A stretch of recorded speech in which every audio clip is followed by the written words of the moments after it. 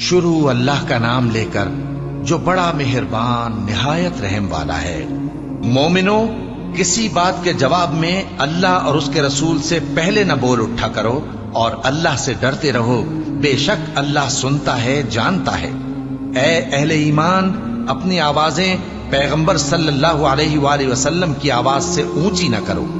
اور جس طرح آپس میں ایک دوسرے سے زور سے بولتے ہو اسی طرح ان کے روبرو زور سے نہ بولا کرو، ایسا نہ ہو کہ تمہارے اعمال ضائع ہو جائیں اور تم کو خبر بھی نہ ہو۔ جو لوگ اللہ کے پیغمبر صلی اللہ علیہ وآلہ وسلم کے سامنے دبی آواز سے بولتے ہیں، اللہ نے ان کے دل کو تقوی کے لیے جانچ لیا ہے، ان کے لیے بخشش اور اجر عظیم ہے۔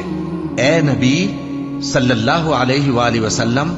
جو لوگ تم کو حجروں کے باہر سے آواز دیتے ہیں ان میں اکثر بے عقل ہیں، اور اگر وہ صبر کیے رہتے یہاں تک کہ تم خود نکل کر ان کے پاس آتے تو یہ ان کے لیے بہتر ہوتا، اور اللہ تو بخشنے والا ہے، مہربان ہے۔ مومنو، اگر کوئی گناہگار تمہارے پاس کوئی خبر لے کر آئے تو خوب تحقیق کر لیا کرو،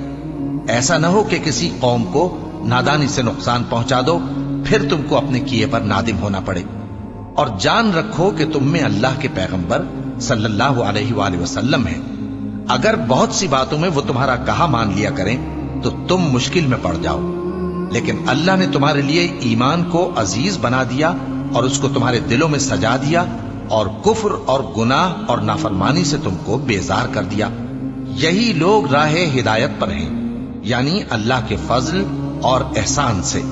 اور اللہ جاننے والا ہے، حکمت والا ہے۔ اور اگر مومنوں میں سے کوئی دو فریق آپس میں لڑ پڑے تو ان میں صلح کرا دو،